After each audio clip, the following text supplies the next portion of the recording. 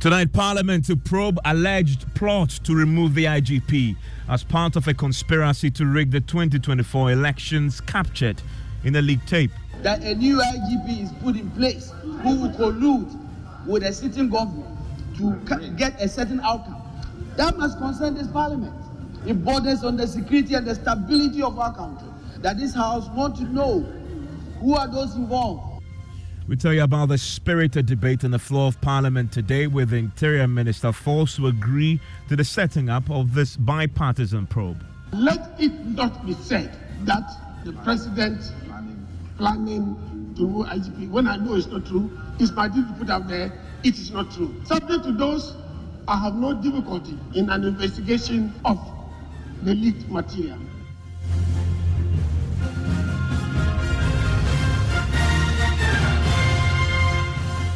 This is Top Story with Evans Mensah.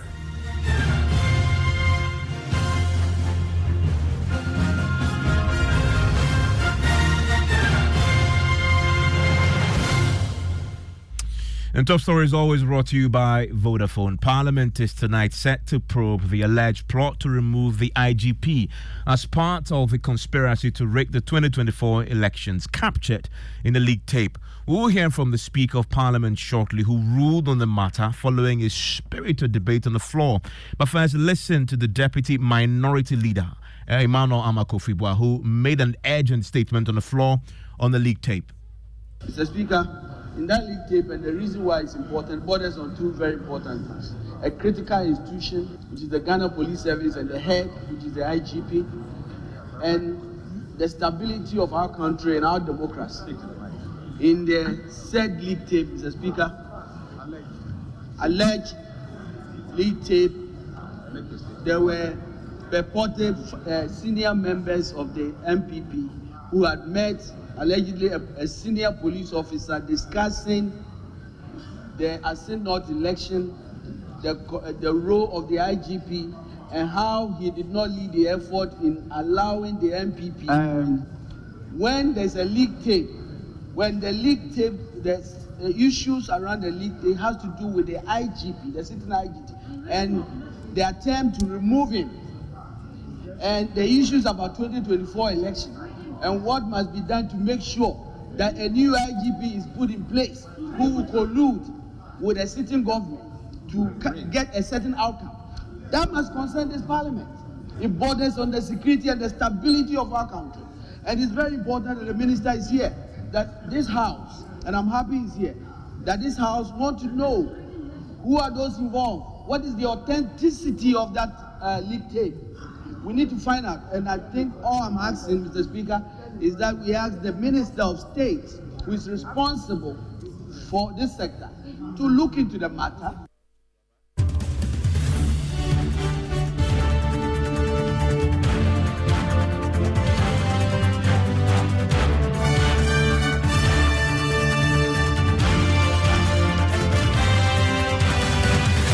Let me take you to Parliament now. My parliamentary correspondent, Kweku Asante, is on the line with me. Kweku, while all this debate was happening, the Interior Minister happened to be on the floor himself. I wonder what his reaction was. In fact, throughout this debate, he was so itchy to speak. There were so many times that the Speaker of Parliament had to tell him to sit down and that he would get to him to make his comments. When it got to him to speak, he said that first, he wanted to set the record straight and that he had reiterated that to the media the previous day, that the President and this government are satisfied with the work the IGP has done. There is no plot among government officials or the government itself to remove him. But of course, that is the matter he wants to put across. But he is not opposed to any committee, whether in Parliament or outside of it, to go to the bottom of that leaked tape. Let me state clearly that as Minister for the Interior, it is my duty to make sure that there is peace and security in the country. And therefore, investigating any piece of information, I have no problem with it in principle at all. But let it not be said that the President planning to IGP. When I know it's not true, it's my duty to put out there, it is not true. And we are satisfied with the performance of that. Subject to those, I have no difficulty in an investigation of the leaked material. So he supports the probe.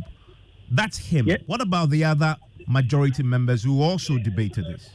In fact, they also are not opposed in principle to this idea of investigating that leaked tape. They are, however, concerned that it appears the NDC are seeking to politicize it. They are seeking to make it a thing of the government.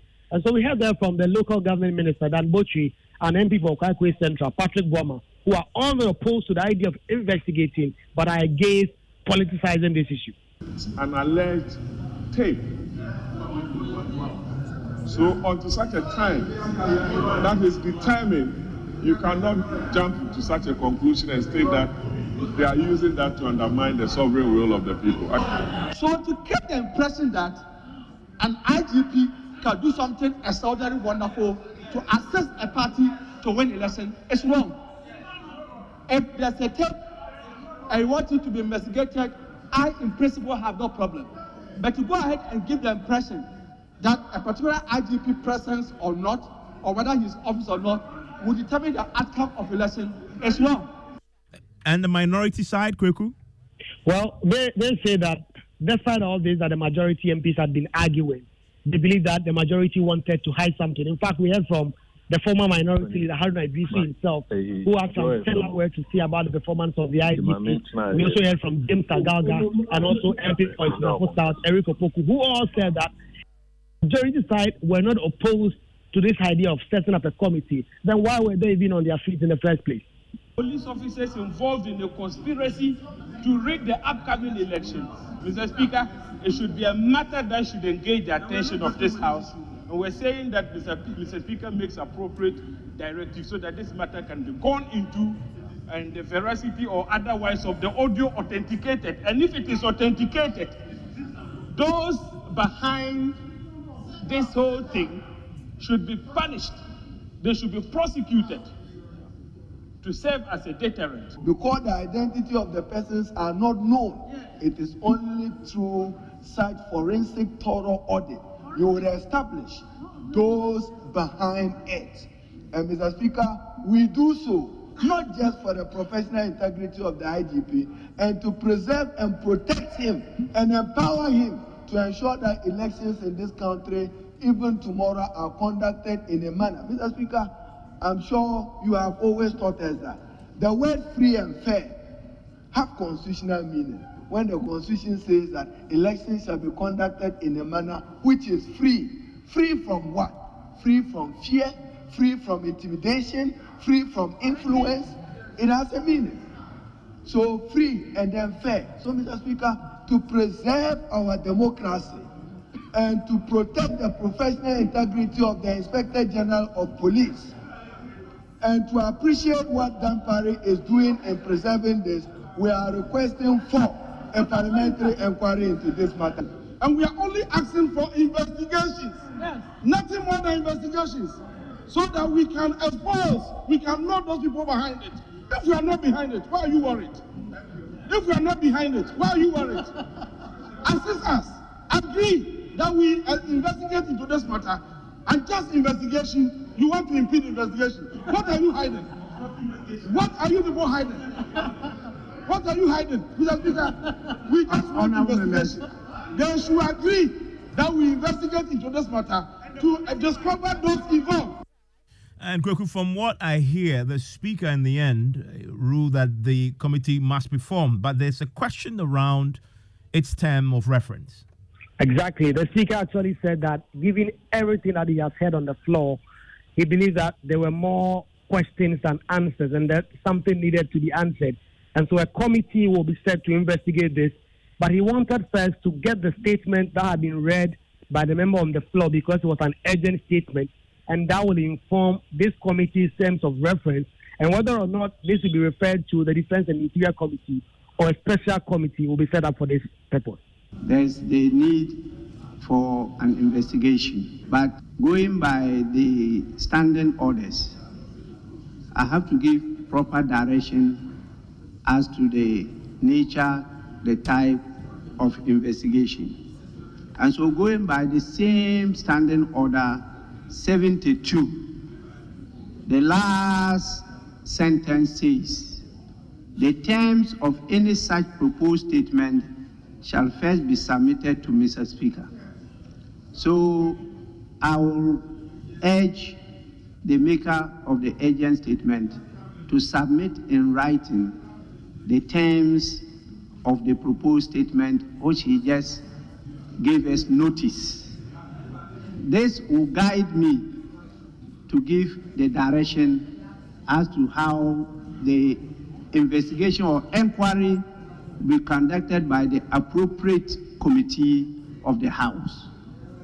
And so I direct that a statement be submitted in writing to me to assist me perform my duties.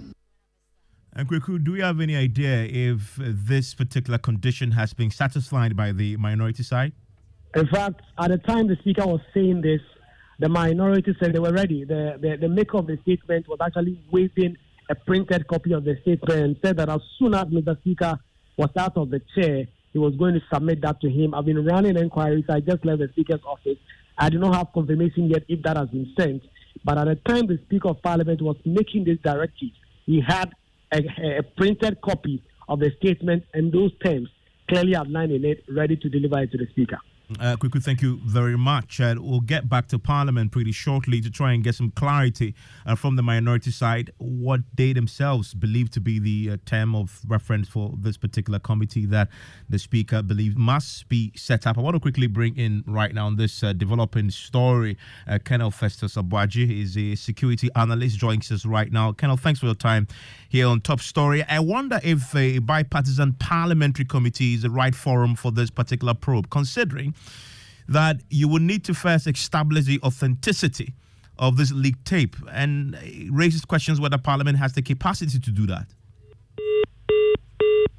Well, we lost him there. We'll try and get him back on the telephone line and get some clarity on this fast-moving story. First broke with the circulation of this leaked tape that many have suggested had on it one individual who is a senior member of the governing New Patriotic Party and some police officers. It's now a subject of a debate on the floor of Parliament. And has been debated quite rigorously today, and we've now seen that the Speaker of Parliament indeed has backed the setting up of this committee. I want to go onto the phone lines and go to Parliament now and bring in the ranking member on the Defence and Interior Committee in Parliament on the minority side. James Agaga joins us now. Mr. Agaga, thanks for your time here on Top Story. Thanks for having me, Evan. So this finally comes to the floor. Your leadership make the strong case. The Speaker, though, agreeing to set up the committee, wanted your side to bring what you consider to be the terms of reference for this particular committee. Have you satisfied that yet? Yes, Evan. You know, the House sat from morning and rose for the day not quite long ago. And so we haven't had time to submit the terms of reference requested by the minister, but that will be done tomorrow very early in the morning as one of the first things we will do. We are very, very, very interested in having this matter investigated and will honor the Speaker's request to afford him the opportunity to give appropriate directives, and then we will get started. There is a fundamental question which I had also came up on the floor about first establishing the authenticity of this particular leaked tape. Do you have the capacity as members of Parliament to do that? Evans, Parliament may not have the resource and the capacity to make certain determinations. But once again, if you look at the 92 Constitution and the standing orders of Parliament, we have the power to subpoena witnesses, including expert witnesses, to appear before the various committees of the House and assist the committees to make certain determinations or establish factual situations.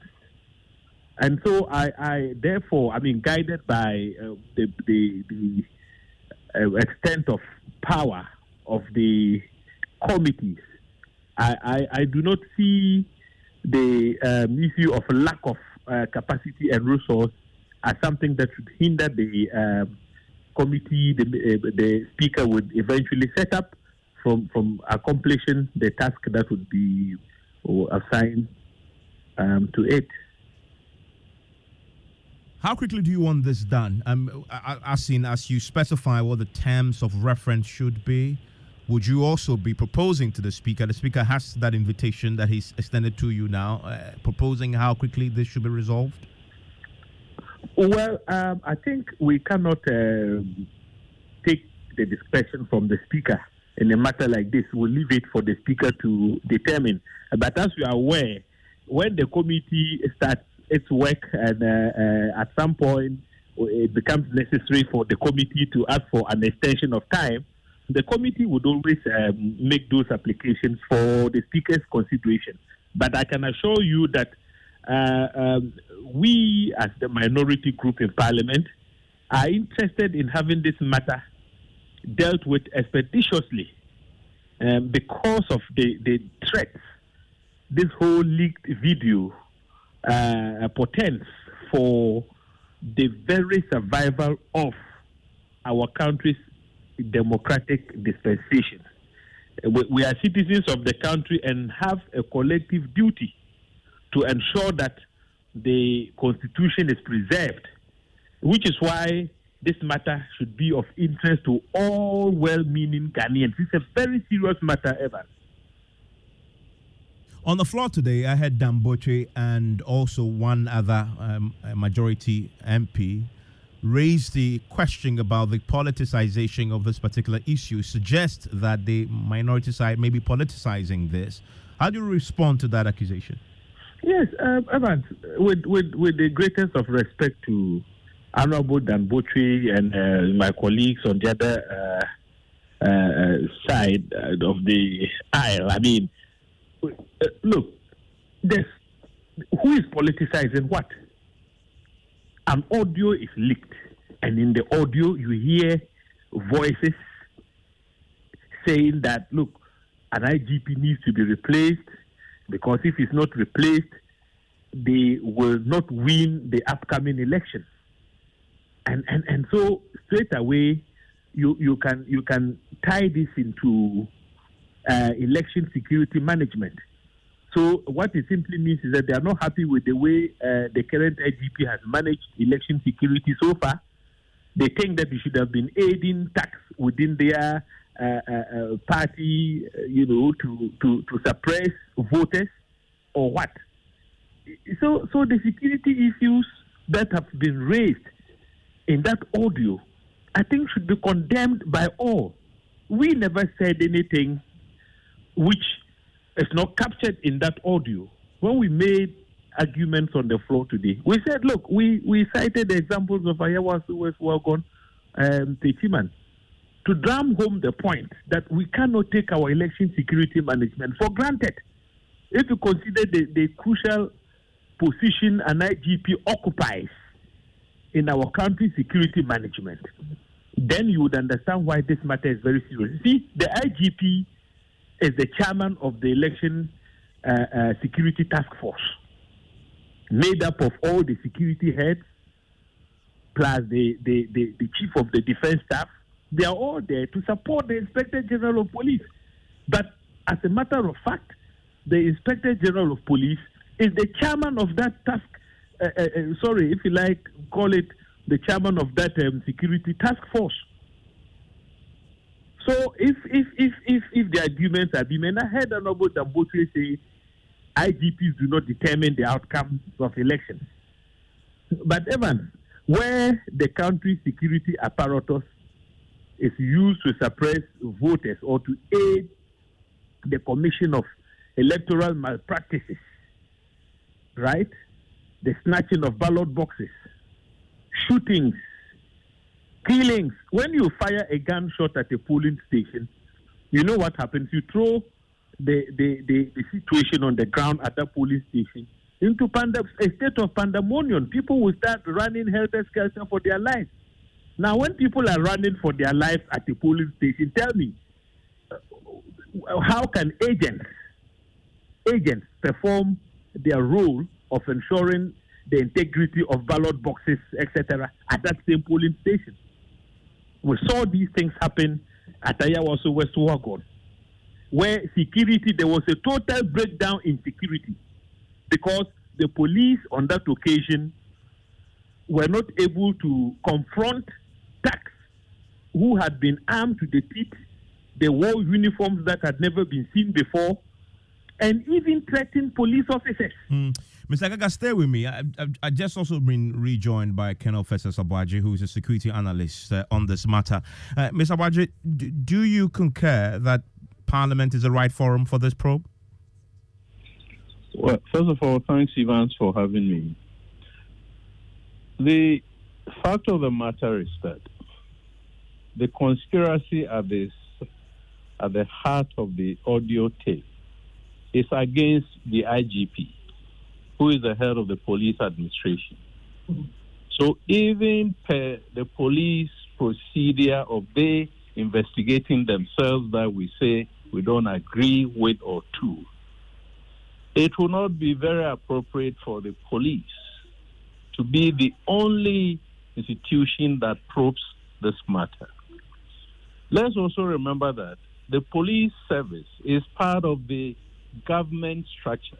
It's part of the executive. It's a coercive tool that the executive uses, although largely to maintain public law and order. Therefore, Parliament, which is a check and balance to the powers of the executive, is the appropriate institution to probe into the allegations or the statements being made on the audio file. And the other reason is that I think there are people who are saying that, including the Minister of Interior, who yesterday said, oh, this is nothing at all and the government is not going to act on it and so on. That is not the idea. Well, today on the floor, he actually come around to the supporting the setting up of the committee on the floor. Yes. The whole idea is that you have men and women in uniform who are obliged to be apolitical.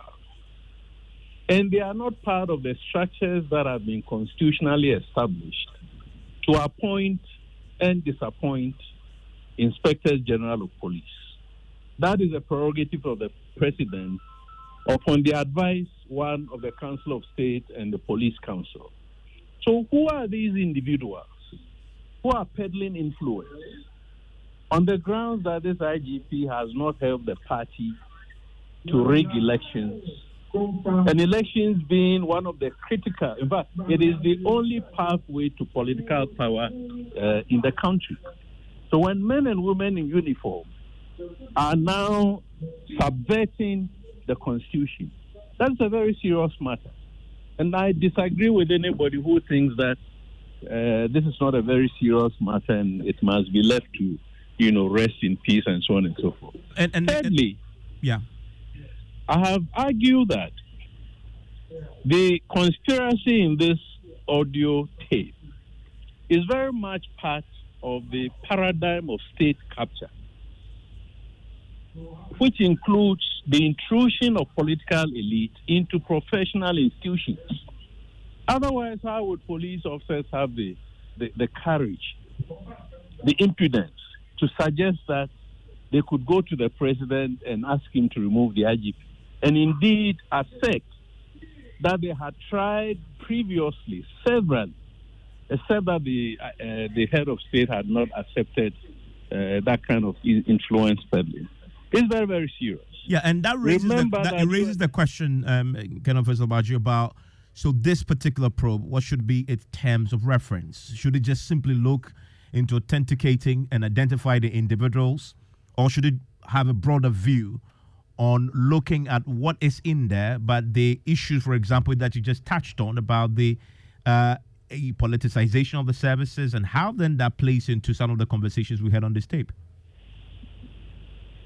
Come in again, please. I'm asking about, based on what you've said about, it raises further questions.